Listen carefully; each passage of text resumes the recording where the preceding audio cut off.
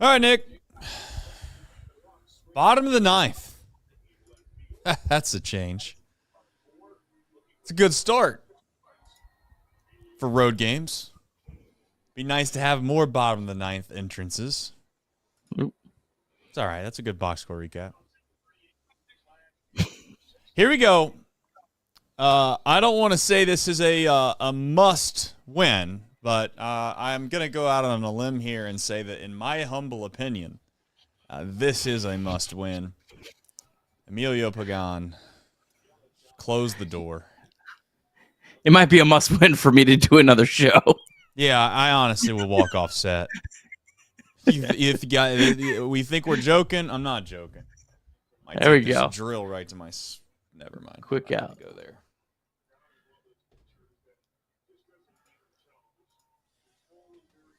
You're ahead of me, and you know what? You can stay ahead of me until we absolutely have to get this thing synced up. Let's just hope we don't have to worry about it.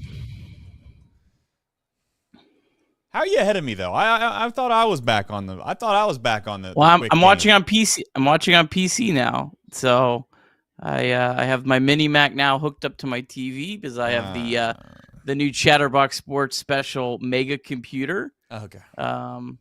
Which, by the way, yeah, you do have that. I ran a few things and it runs a lot faster than that little mini Mac did. So I bet it does. Yeah, I bet it does. I processed the video. I was like, this usually takes me like 4.5 minutes. It took like 23 seconds. That's right. You got a little bit of a rocket ship on there. I'm not gonna lie to you. Yeah. Just try not to fall off. Yeah.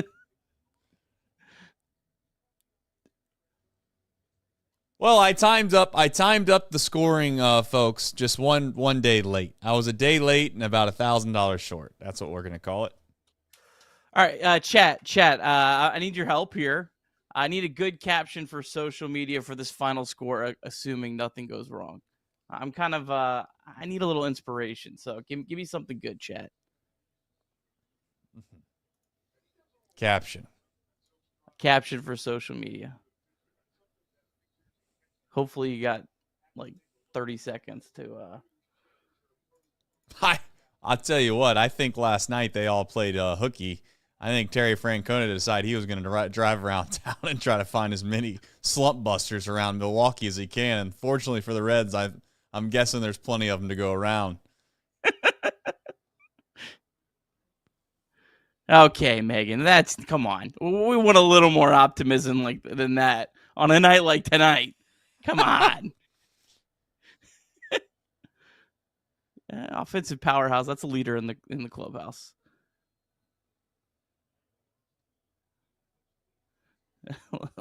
Just let Emilio Pagana get this done, though.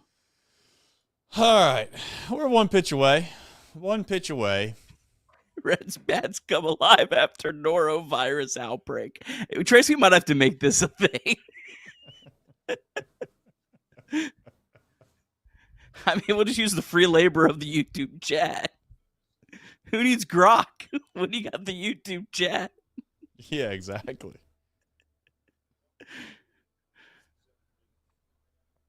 I want Frelick to try to hit it farther this time. That first swing was just a little too soft. Ooh, Friedel at last. Thank God Almighty we're Friedel at last.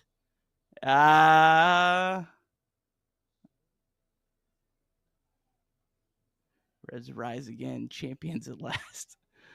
What are we champions of, Josh? 3-6? Yeah. The human sacrifice game. Ooh, that's pretty good. Just Tito did say those comments for the game. Ooh. I missed that. What did Tito say? Tito said something along the lines of, we were going to have a human sacrifice, but there was no volunteers. We could do the human. I could cross out human and then put Brewers sacrifice game. I don't know. Try to workshop it. Pirates sees last place in the NL Central. Ned always comes. He comes with it. Ooh, run differential. Yeah. Run differential champs are back. How about Kings are Red back. score? What is it? Red score 23 over the last 5. So what has it been? 6 games?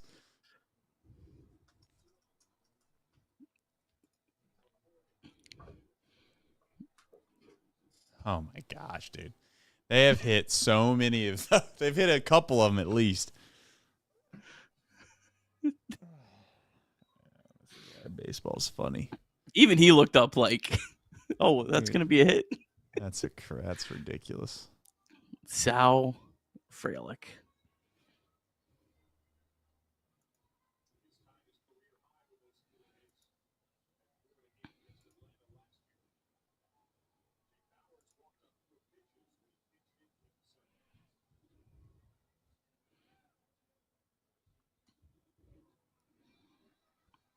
I got it came and Pagan.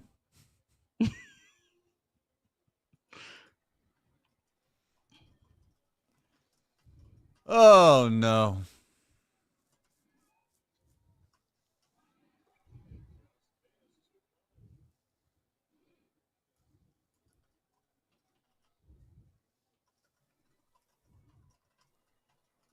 That's okay. Come on, Emilio. Let's lock it back in, bud. Let's go. Strikes. Let's do it.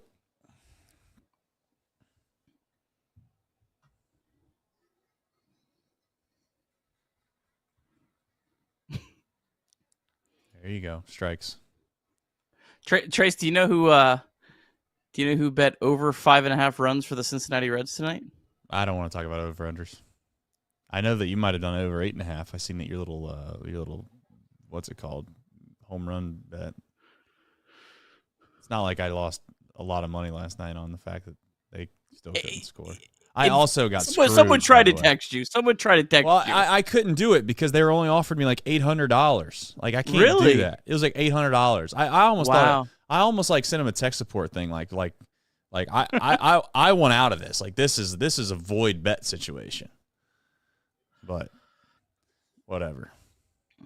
That's an out, right? I'm surprised. Yes. I had bet the over 8.5 last night too because I was like, it's gonna happen, and I was able to full cash out yesterday. Yeah. No, they must have known something happened. I got. I mean, I didn't get screwed. I did what I did. It is what it is.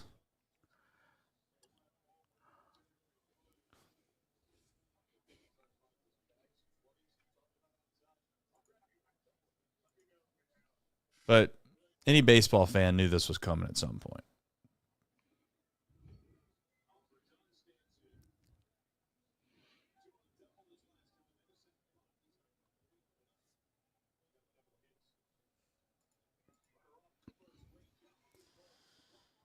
All right.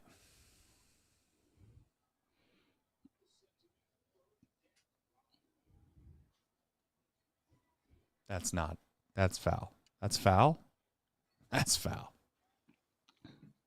It looked a little dicey for a second there. All right.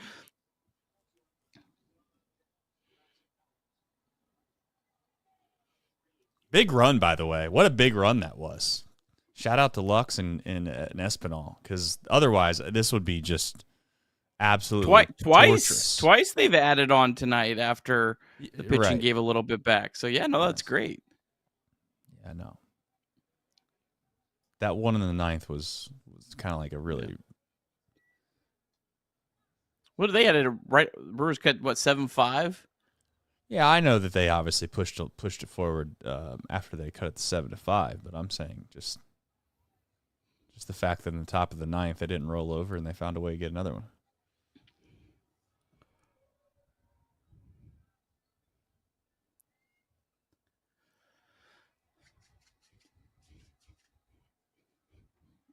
JT Wah asking us, do we really think this team's going to win 90 games? I don't know, but I'm going to watch to try to find out. I can tell you that. I forgot I'm supposed to be doing bases on this little thing. Yeah. Good on you for that.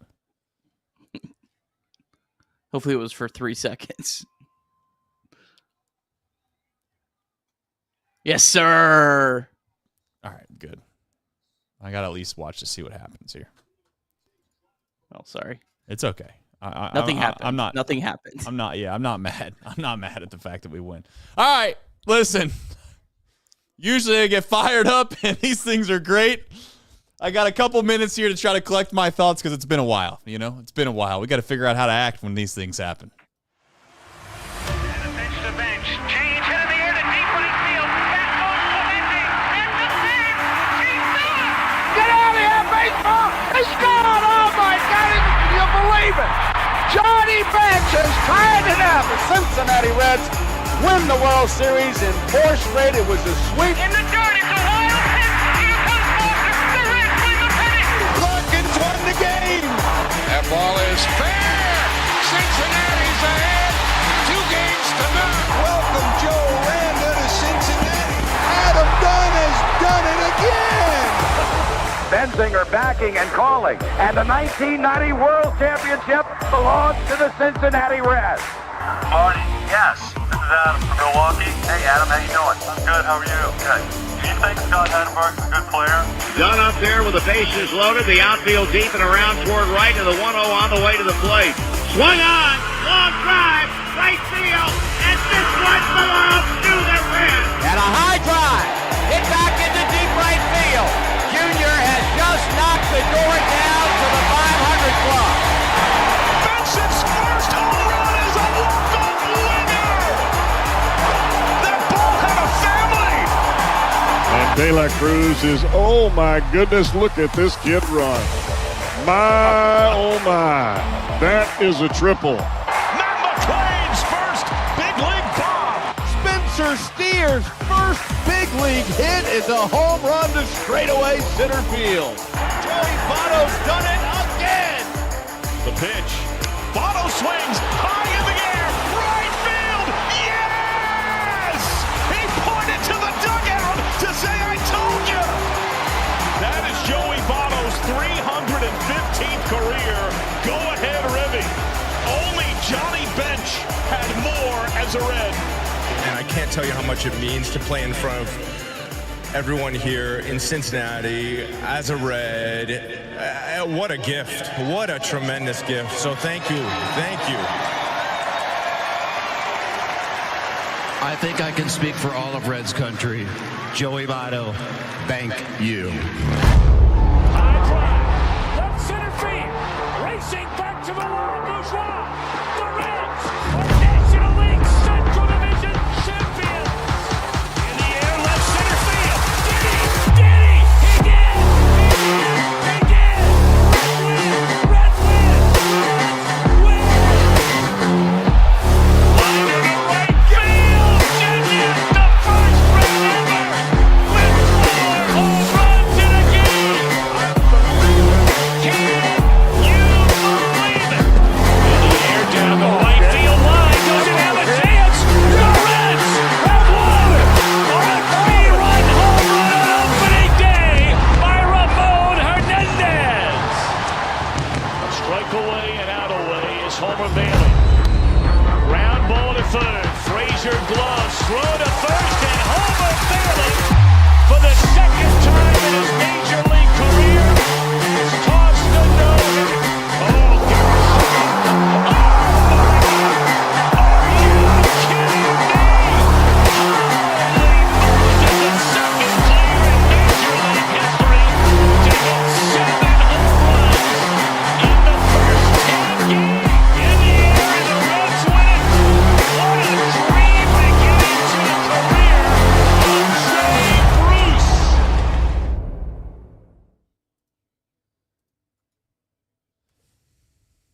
It's been a minute, Nick. Here, I might have to.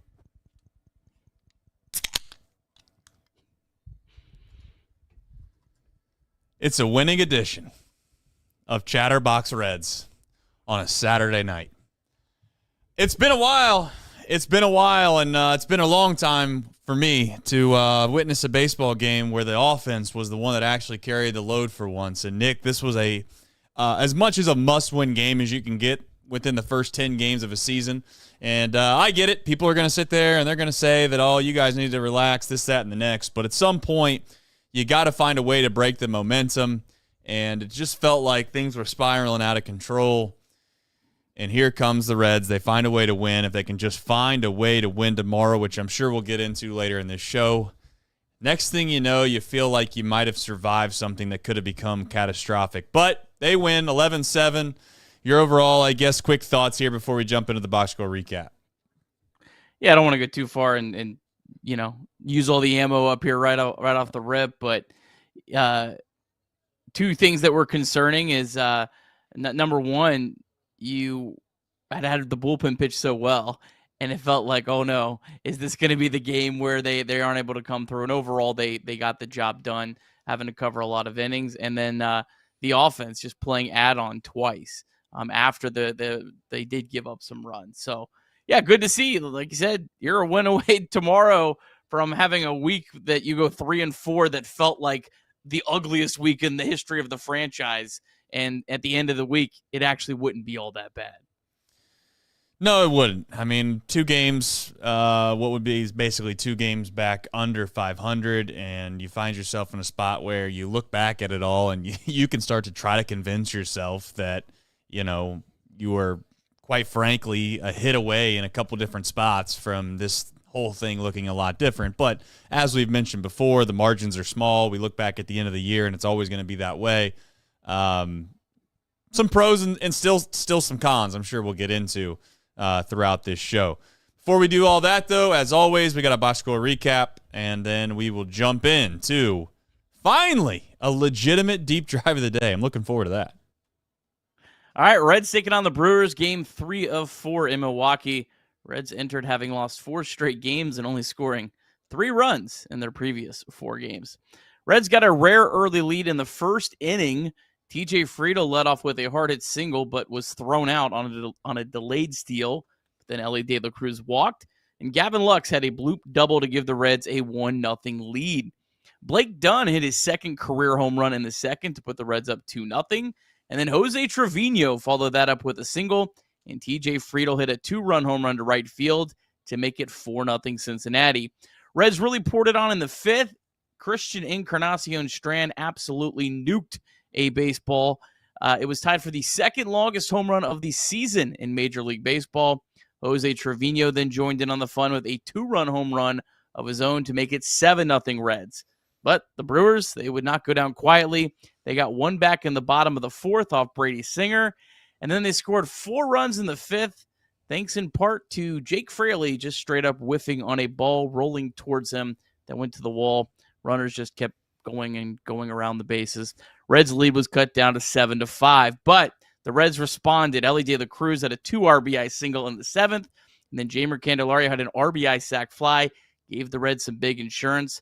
Brewers then got 2 of those runs right back off Scott Barlow in the bottom of the 7th. That made it 10-7, but Tony Santillan got 4 big outs to get the Reds to the 9th.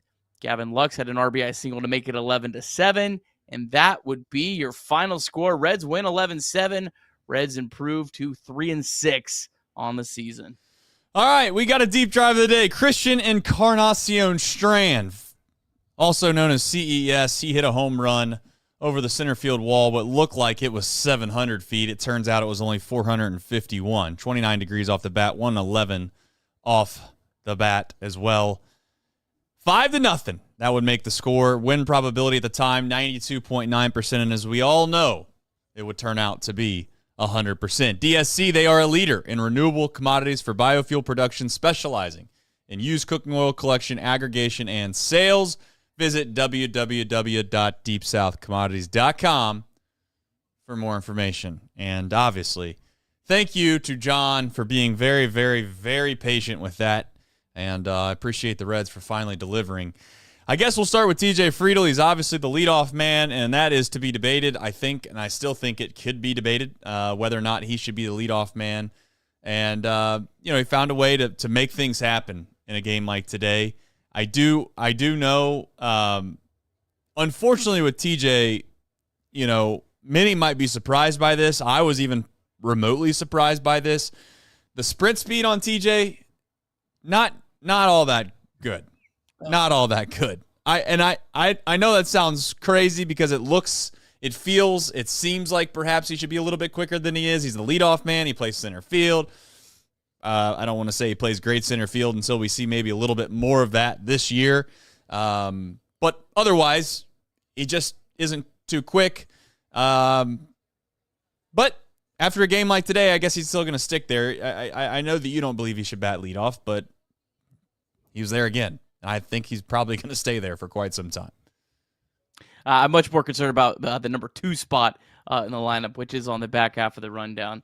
We'll save that for a little later on. But no, big day for TJ Friedl.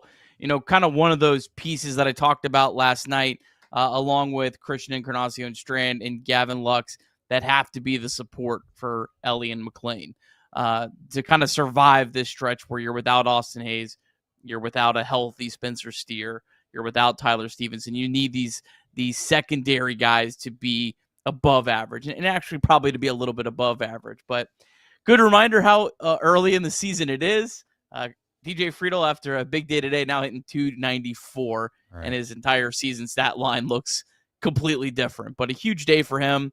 Good to see that first inning.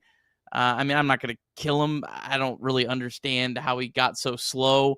It was trying to do a delayed steal, so it's not, whatever it is, what it is. Yeah. But nice to see him have a good day after that. Not let that first inning blunder kind of deter the day. And I'm sure that, his teammates picking him up behind him probably helped a little bit. But just a really good day from TJ Friedl, and need a lot more of that. TJ is seemingly has continued to find a way lefty on lefty to bunt time and time again. And this is where I go back to the whole notion of a couple games ago when he decided to bunt there towards the end of the game. And obviously he didn't execute the bunt, and it just didn't work. And not only did he not execute it, but the guy got out at second base, and everybody's upset and pissed off that he was bunting in the first place. That's the bunt that TJ Friedl's trying to execute just a few days ago. And I might remind people that if he executes that the way that he can and the way that he was trying to, we would have been thrilled to death. It's basically just a base hit. And, those are the types of things that he's capable of doing that allows him to be an average player, maybe even above average player. We'll see how this ultimately winds itself out. But when we talk about, I guess my point in saying this is we're going to gloss over the bunt hit. It was a big play in this game. We might look at the box score at the end of the day and say that, the Reds, they pounded out 12 hits, I think it was, 14 hits. They pounded out 14 hits in a game like today. It's hard to point to one specific hit and say that was a massive hit. But the truth of the matter is that's the type of play that I think, maybe I'm overselling it, but I think it kind of provides momentum, if anything else. Like, it just feels like a rally play. You don't see that a whole lot in games anymore anyways, and he's capable of doing that. Anytime there's a guy holding on a guy at first base, especially with a left-handed pitcher up, I feel like TJ Friedl tries that, or at least attempts that, or shows it almost 50% of the time. Now, I don't have any stats to back that up. I'd like to maybe perhaps one day, if I have time, dig into that, how many times he actually attempts a bunt with a left-handed pitcher on the mound and a guy at first base. It seems like every time, but I'm giving it the benefit of the doubt and saying 50%. But ultimately, TJ Friedl, if he's going to have days like today, clearly this Reds team looks completely different. The question ultimately is how good is TJ Friedl, and we'll get to find out. You had mentioned it, Nick.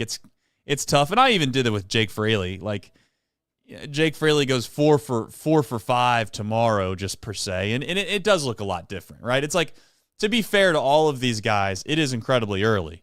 The problem is that we're not really, when we at least I personally, and I'm sure you feel the same way, Nick, when we talk about some of these guys and the starts that they've gone on and being like, we got to switch these guys out, I'm not looking at it at a 10-game basis. I'm looking at it from the standpoint that they had all of last season to show me something, and now we're 10 games in, and we don't have a lot of margin for error when we're losing 1-0, 1-0, 1-0.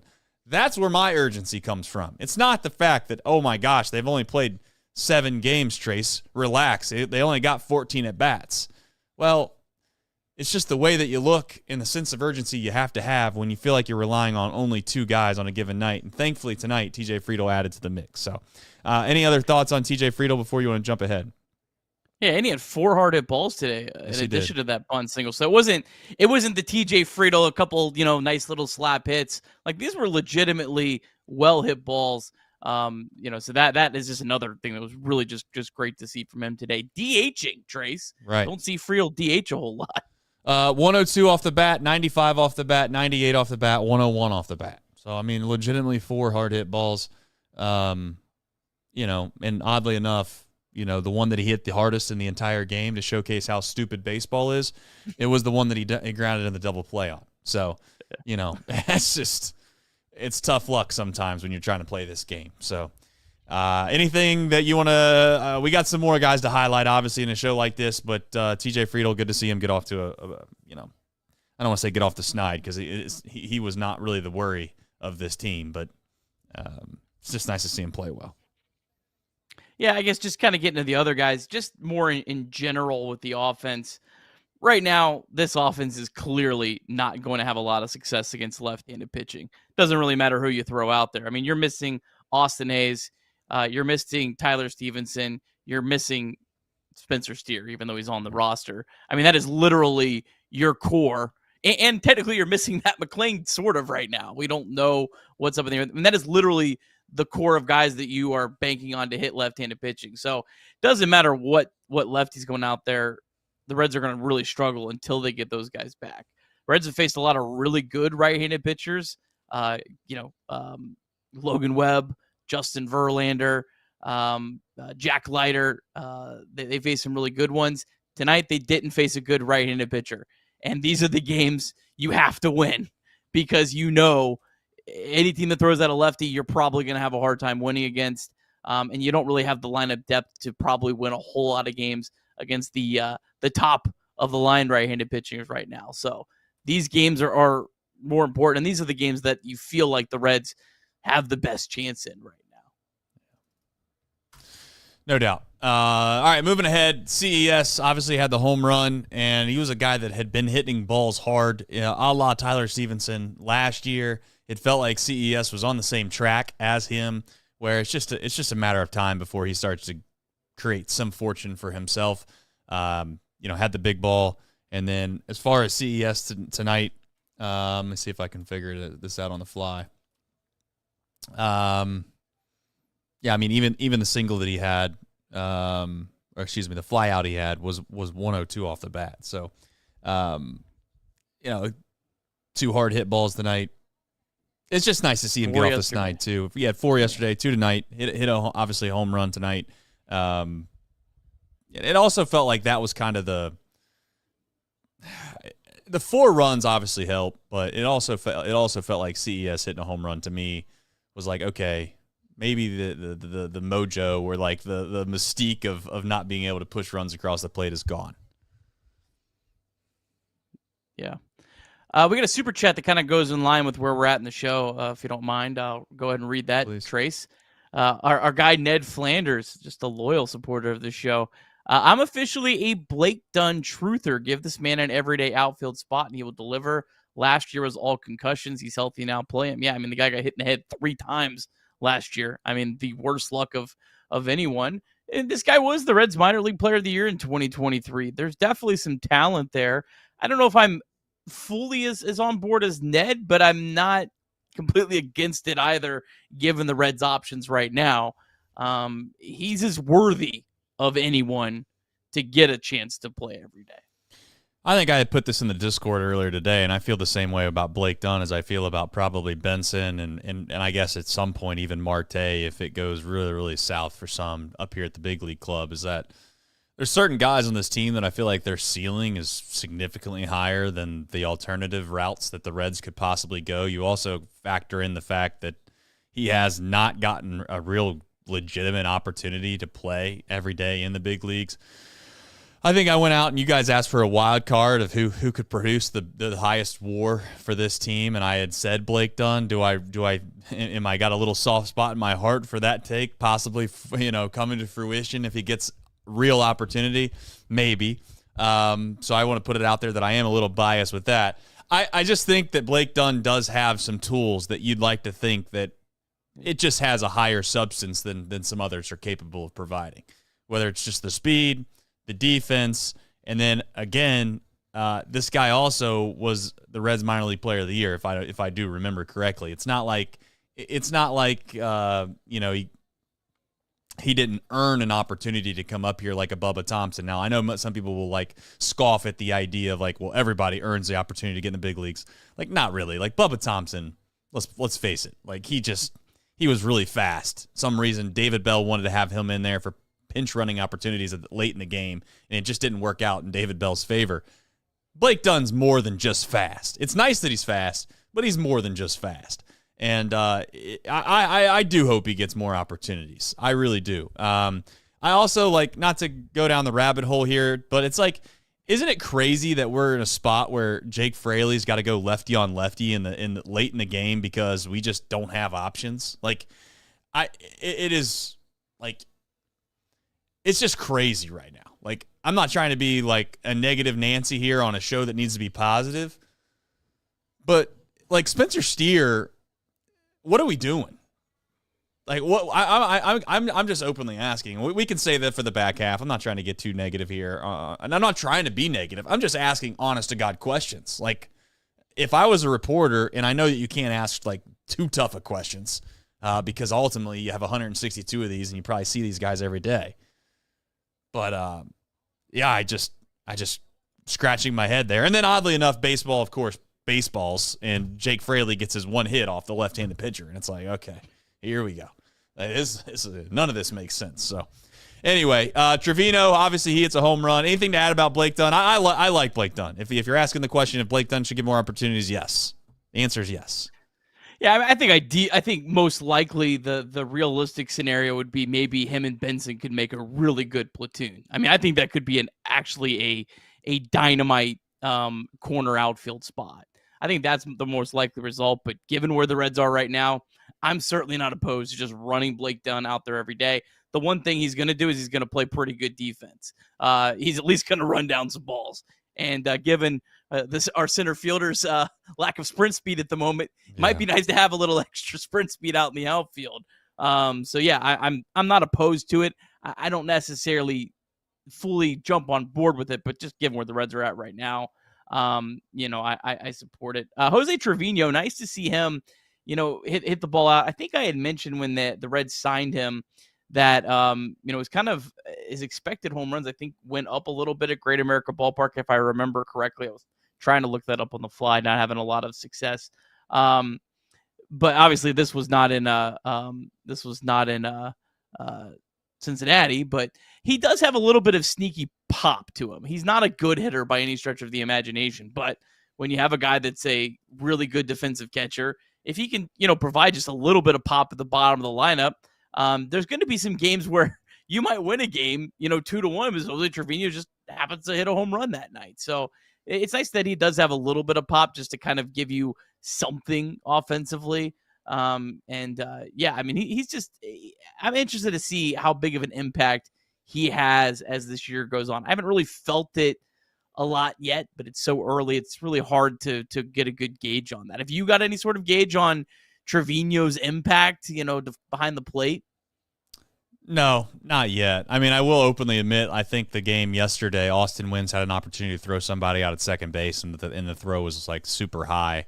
And I think, the same thing that you probably had seen in the first series, when everybody's asking why the Reds aren't stealing, or what happened with the running red legs. Sometimes you don't notice good catchers maybe making as big of an impact because guys just they're not as aggressive when you have a guy back there. You also just take for granted when you see a guy be able to block a pitch that you just kind of ho-hum type situation. So I wouldn't say I've like noticed the framing and all of that that we've discussed before on what Trevino can bring. As far as the fact I think he was 2 for 3 tonight, right? Hit the home run. I don't expect a lot out of it. I think I just penciled in the fact that it's going to be the 9-hole every single night, and if you get a hit or two out of him, then just call it a blessing and move on. Stevenson, I don't know what that's going to look like. Obviously, at some point it'd be nice to have Stevenson back, but we've done this song and dance before on this ball club, and I'm not going to kind of plan on even seeing Stevenson. And if we see him again, that'd be fantastic. But no, and I also think that I said someone brought up in the chat, and my apologies, I'll find the name here in just a minute, but I think it's a fair question. Like, do we like the idea of Trevino and Austin Wynns kind of going back and forth the way they've been going? Like, they're splitting time, maybe not evenly per se, but they are splitting more time than what you probably would have suspected Tyler Stevenson splitting with Trevino.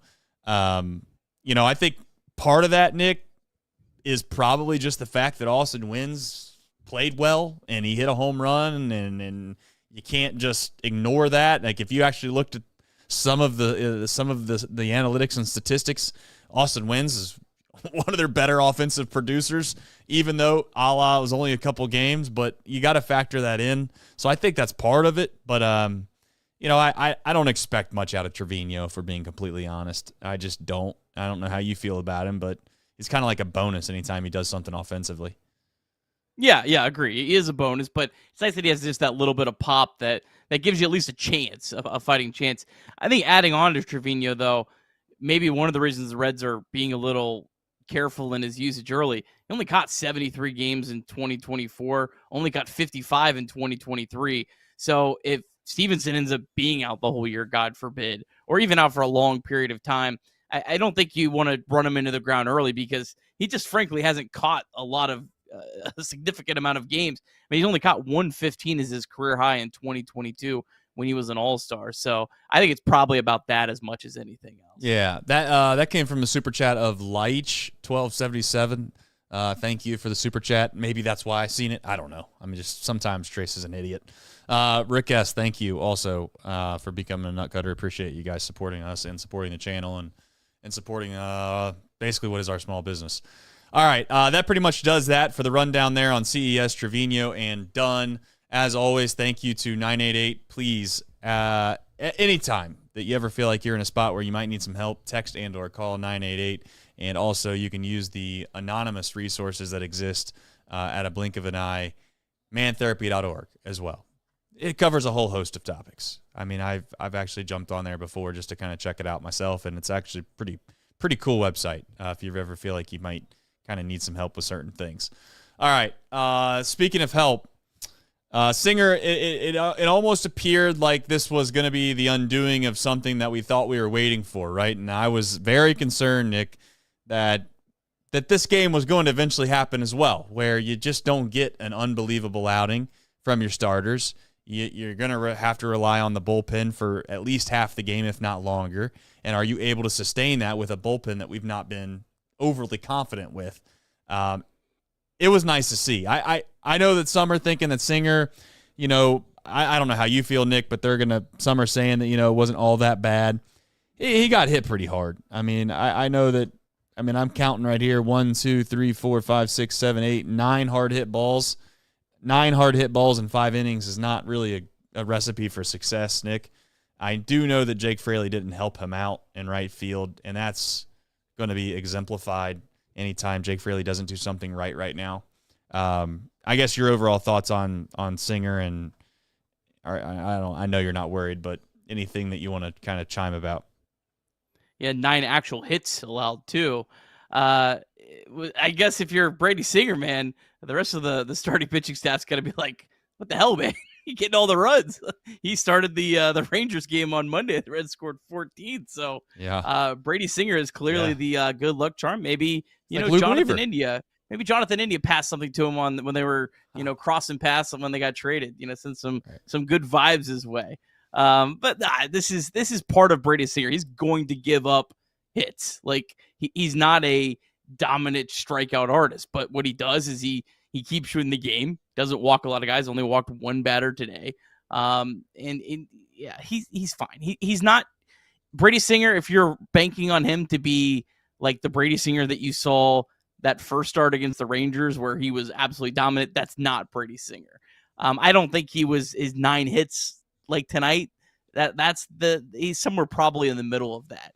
But I think at the end of the year, you're going to have a guy that probably has an ERA around 4 that hopefully, based on his career track record, is going to stay healthy all year and is going to give you innings. And that's why you brought him in here, because you have Hunter Green, Nick Lodolo, guys who haven't gone through a full season, and Nick Martinez too. So he's the workhorse of this rotation, but he kind of has to have a little bit of different expectations than some of the others, because some of the value that he provides is just taking the ball every 5th day. Right. Yeah, he's an inning eater, and tonight kind of got. I mean, listen, if Fraley fields that ball clean, is it a different situation? Probably, but I don't want to put it all on him when I, look at the box score and I see that the fact that he gave up 9 hard hit balls. It's not like one hit out in right field was the undoing of his entire day. But you know what was nice to see, maybe more than anything, was the fact that they turned the ball over. And I know that, I know it wasn't scoreless or anything along those lines. I get Barlow, he gave up 2 earned runs. But for the most part, when you're getting yourself, what do we have here? 1, 2, 3, 4 innings. 4 innings, 2 earned runs for this bullpen. You're going to have to take it. I don't know. I mean, listen, there's still question marks with this bullpen. I'm not going to sit here and act like I fully believe in these guys yet, but I will say it was nice to see them hold. I thought Santillan's outs tonight were unbelievably big. I know that people will gloss over that because of the way that the box score reads, and it looks like it wasn't as close of a game, but it could have become very tight very fast. And Santillan was a big, big reason as to why that this game kind of stayed the way that it stayed. Yeah, I mean, I'm kind of with you. I don't necessarily believe in the bullpen fully collectively, but I sure as hell believe in Tony Santillan right now. This guy looks dominant. This guy looks like a relief ace. And if you're able to get Alexis Diaz back, and even if he's the wild Alexis Diaz that you had last year that gets the job done, but maybe isn't pretty, if you can use Tony Santillan before that guy, in the role that Fernando Cruz was in last year that just didn't work out, the fireman, Tony Santillan, I think, can be that guy and be really, really effective. So we'll see with Diaz. He's supposed to pitch again tomorrow for Louisville. We'll see how he looks. Okay last night. But Taylor Rogers also threw a really big inning in this game too. It was I don't know if it wasn't a 7-5 game, as I think the Reds had added on, but nonetheless, he came in after Singer, kind of stabilized the game, threw a perfect inning with the strikeout. He's yet to allow a run, an earned run so far this year. He's looked pretty good overall, and he's just a nice veteran, guy to have in this bullpen. And honestly, at the end of the year, I wouldn't be surprised if we look at the free agent signings and the trades that the Reds made, and Taylor Rogers is up in the second or third best one at the end of the year.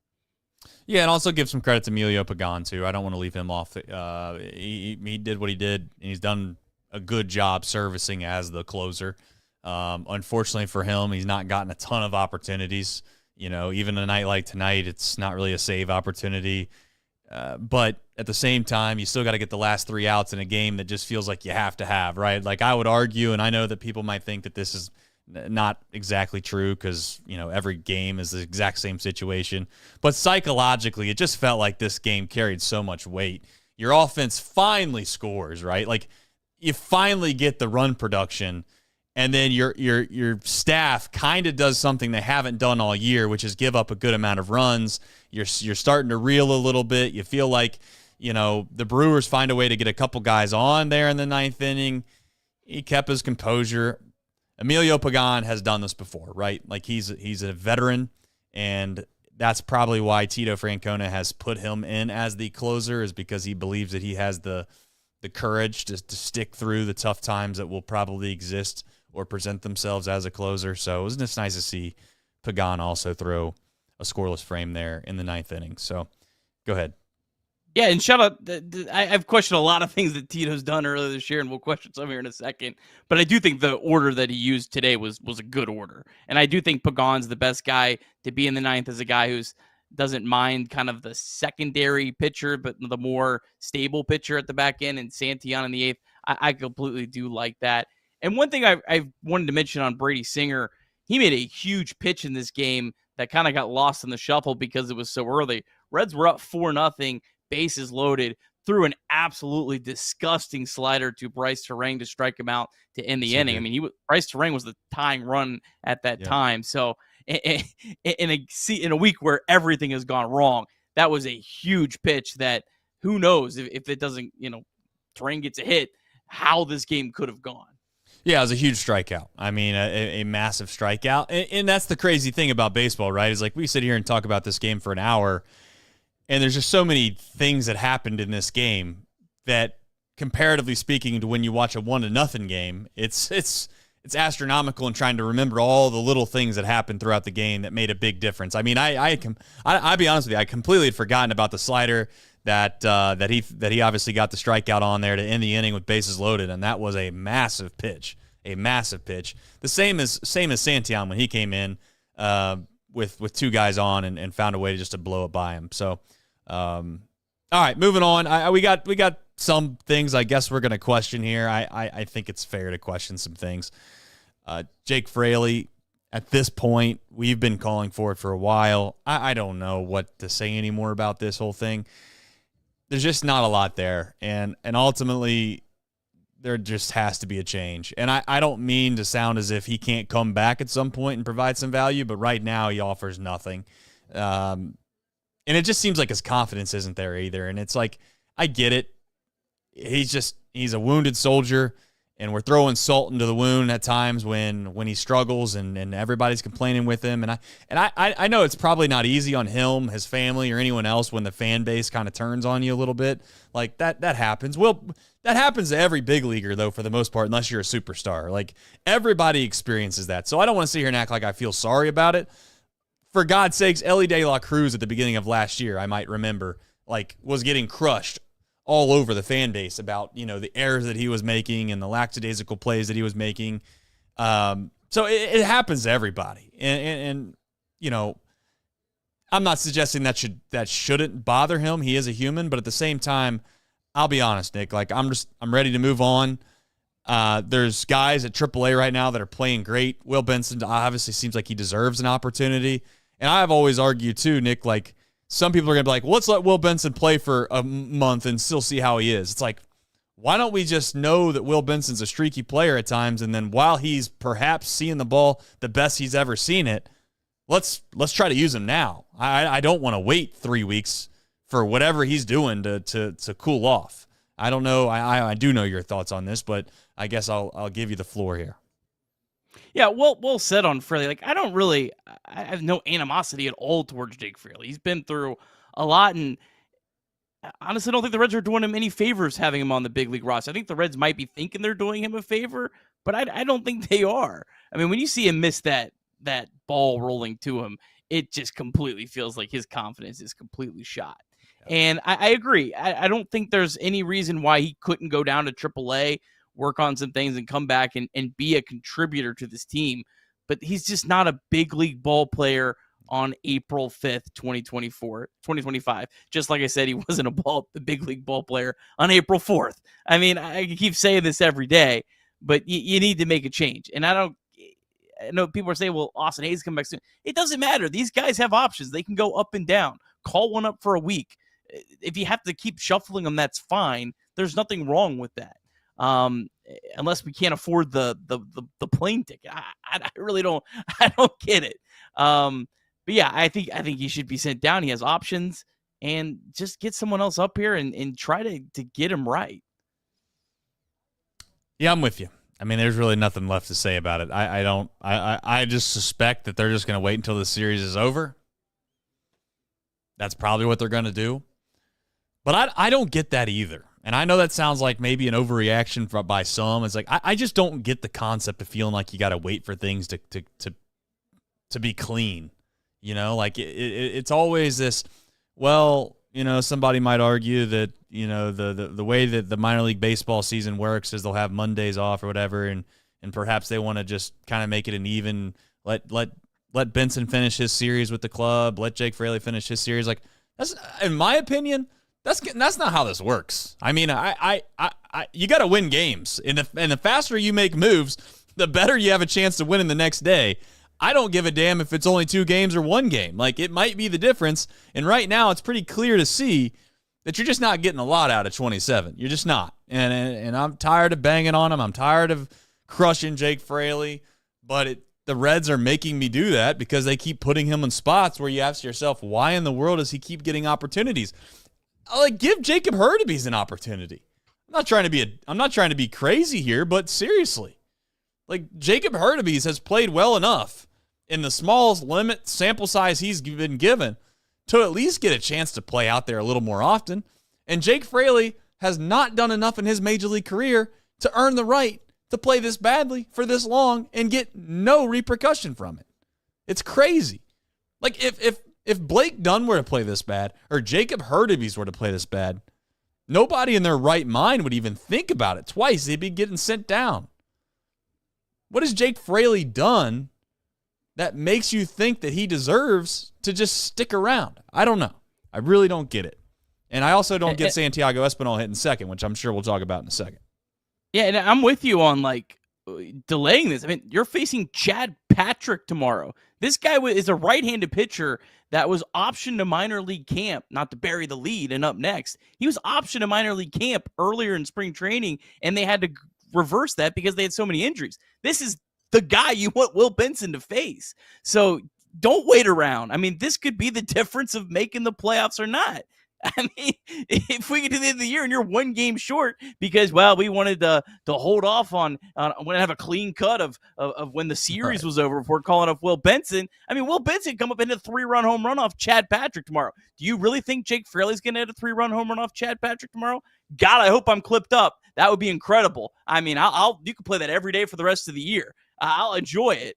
We'll add that into the intro. But, I mean, yeah, I'm with you. And this whole accountability thing, too. I mean, you cut Stuart Fairchild as he swung 3-0. I want to see some accountability. Yeah, Don't preach it. Don't preach it and not do it. Yeah, I actually think, like, the whole accountability thing completely overblown. Most of the people, I think, that were a part of that accountability thing were, like, I don't know. How do I say this? Like, it's just like people who follow the Reds because somebody at their job in media told them they had to go follow the Reds and they needed to come up with some questions.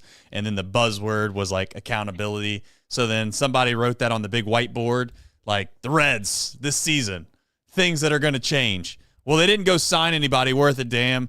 And they got a new manager that has a pretty good career. He's going to be a Hall of Fame manager. What can we come up with to make this like sound like very important? I got it. Accountability. He's going to hold us all accountable. It's like, dude, these guys, I was saying this earlier. I'm not trying to be like over the top with all this. These guys are grown men, okay? This whole notion that they're like 8-year-old kids and no matter what you tell them, they're just going to be sponges and take it to heart. And, man, they're going to change their whole philosophy. They've gotten to the big leagues playing this game, mind you. They're making millions of dollars by playing this game that they were so good at that they're in the top 0.0001%. Do you think Chris Valaika is going to come into a room and try to convince these guys that they should change things that they've never thought about doing in the past? I just don't believe it. I'm not trying to say the hitting coach it means nothing, but I'm going to openly say if this offense gets super hot and starts crushing the ball, I'm not giving Valaika any credit, and I'm also not going to give him a whole lot of credit for how bad it's gone. A lot of the issues that we've found ourselves in are because we don't have good players hitting in spots that they're capable of hitting in. And that's a good segue into Santiago Espinal against a right-handed pitcher hitting second. Also, mind you, that TJ Friedl, although he had a good game tonight, is still batting leadoff. It's just basic math at some point, Nick. Like, and I'm not trying to say that it's all an iPad thing that people always say, analytics. You could just sit there and, you don't have to know anything about baseball. You can manage. I don't believe that. But I'll openly say, like, Santiago Espinal hitting second tonight, I make it make sense, please. It doesn't make sense. And I'm tired of skirting around it because I want to give Tito a fair shake. And look, He brings every intangible quality that you love. How much that's worth, we'll see. But it doesn't excuse this. This is ridiculous. This guy's at 86 career OPS plus against right-handed pitching. And yes, he had 2 hits today. But damn it, if there's one thing I've done, I've been consistent on the show where I don't let the results of one game dictate my opinion. And this was absolutely ludicrous. Dusty Baker did this in 2012 with Zach Cozart. He bat him second. He was a sub 300 on base guy. There was no reason to do it. But back then it was kind of accepted because, well, baseball hasn't modernized yet and they're still old school guys. It's modernized. There's not a team across baseball that would bat Santiago Espinal second. Most teams have their best player hitting second or first. It's just ridiculous. And I don't want to go too far here, but it drives me nuts. It feels like we might have had a situation where the front office ran the club a little too much. I'm willing to concede that. Maybe they told David Bell this is the lineup, and it's like it almost feels like they're overcompensating now with Francona. He's the Hall of Fame manager. We're not going to shake any feathers, but this is just nuts. He cannot bat second on a big league team against a right-handed pitcher. Yeah. I mean, and the crazy thing is like to venture back to the point that I was thinking of is like Jake Fraley, you would like to think that this is a perfect matchup for, right? And we have him hitting at the bottom of the lineup in a spot like this. It's like, I don't know. I will openly say, Matt McClain being out, maybe it was I'm just going to try to provide. Can I give an excuse? I'm going to try to give an excuse. It's not a good excuse. I know what the excuse is. The only excuse I have is that Matt McClain was going to play. That was the plan. And instead of trying to rearrange in the deck chairs and make this whole thing, I know you only got to change a couple spots. I get it, but I'm just trying to be nice here. We can just sub out McClain and put in Espinal and leave everything put. That's the only thing I got. It's not the right answer. It's the only answer that I can come up with to make it all make sense. Reds, I'll correct the PDF. I'll send it over to you. I'll get it corrected for you. I'll do it for free. All right, come on. Like, this is ridiculous. All right, fair enough. We did have an update on Matt McClain, so a lot of people asking in the chat. Charlie Goldsmith just put something out on it. So Terry Francona said we might not play him tomorrow to be a bit of a worrywart. I want him to be able to play and not try to have to go 85 to 90%. I don't think that's fair to him. He's willing to do it. I don't think it's right. I mean, I don't know if there's really anything you make of that. I mean, he made a great swing last night. So here's what I make of it. Then what the hell is Spencer Steer doing on this team? I'm being serious. I'm being serious. I'm not trying to get crazy on this show, but like, what the hell is Spencer Steer doing? If we're going to try to do guys right and be like, well, I don't want him to go 80 or 90%, Spencer Steer's hitting without arms, dude. He is. He is. Spencer Steer is hitting without arms right now. And we're going to sit here and say, we're going to give a quote because we're not going to play one of our best players because we're a worry word and we're a worry ward and we don't want him to go 80 or 90%. We want him to be 100%. Meanwhile, I got a guy who literally can't go play in the field who's hitting. Can you tell me what he's hitting? I don't want to get off track here, but I think he's hitting like 0.25. And he's only got one thing to do on this team. I mean, he's 0.48. You sold him a little short. He's in with a minus 60 OPS plus. Then okay, like if that's the case, then let's bring up some guys. Like I am so tired. Doesn't it seem like the last 2 years the Reds have just played shorthanded all the time? Like we've not had a roster where there hasn't been somebody sick, hurt, or we wanted to give him like a couple days off. We don't want to put him on the IL. And then all of a sudden it's like 7 days later they haven't played. And we're going to be like, well, turns out his hand still hurts. Like, well, we could have put him on the 15-day IL and actually had someone competent on the team for the last 7 days. I don't know, man. I'm so glad they won tonight, but there's just still things that are just like head scratching that this club continues to do.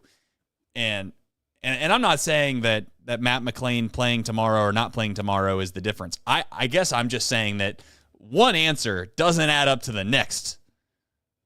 Like, I would love to hear Tito Francona's answer when he says to the media, we're not gonna play Matt McClain tomorrow because he's going to be like 90%. We're worried about his hamstring. Like, I would put my hand up and be like, what's the answer on Spencer Steer? The guy's got 7 at bats before you throw him into opening day's lineup. And then now he's hitting 048. His looked abysmal. Is it perhaps it's because his arm still not works? I don't know.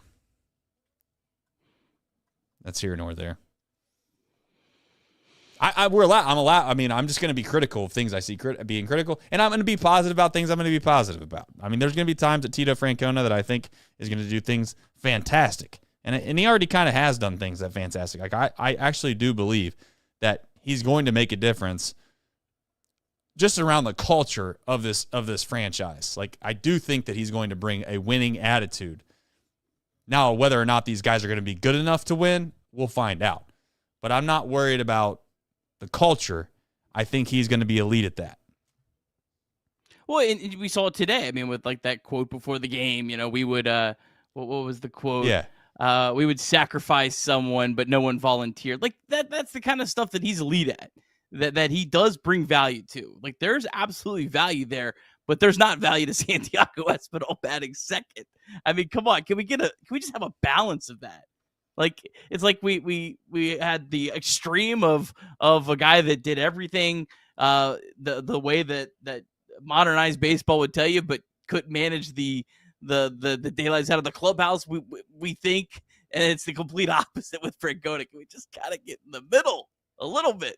Yeah, please.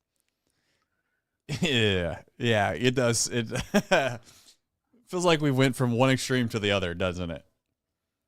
Yeah. We did. We really did. Don't know which is good. All right. Baseball. More baseball. Reds MILB. Nick, I don't know if you have all the rundown from the Reds MILB. Can you check the Supers real quick? Give me 3 seconds. I will 100% will check the Supers. If we don't have any Supers, I will come up with one. Got him. Optimistic John says, let's get Aaron a membership to Nutcutters. He donated $10, so that's obviously enough for a month. You know what's stupid about YouTube? And I looked into this when we first started because there was, there's some OGs that have been around since the beginning that I was gonna like pay for their membership. It doesn't let you do that. I don't get why it doesn't let you do that. It seems like you should be able to like type in somebody's name, pay for their name, a la get them a membership. Doesn't do that. Makes no sense to me. They want that cut. Well, they can get their cut too. They can still take the cut out of the other person paying. It just seems goofy.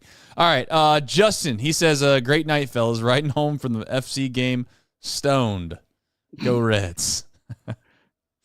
He did say riding, not driving, right? He said he's riding. Yeah, he's not driving. Good. That's a good call by Justin. He's riding. So FC.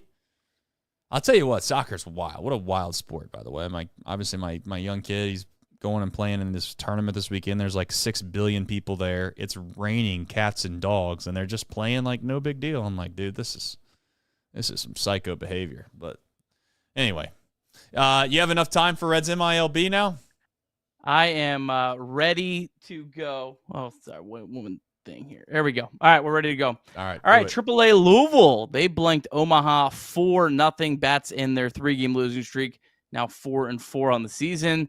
Noelve Marte, 2 for 3, double walk, stole a base, had 3 hard hit balls, including a single at 110.5. Marte hitting 400 with an OPS over 1,000. Tyler Callahan, great day as well, 3 for 5 with a double. Will Benson, 1 for 5. Reese Hines, 1 for 4. Stole a bases, 4th of the season. Our good friend Will Banfield, though, he is really struggling, Trace. Just 1 for 22 so far this season. That's a .45 average. Shout out to Aaron Wilkerson. We saw him pitch in that game against the Reds in the prospect-ish, whatever they were calling that game.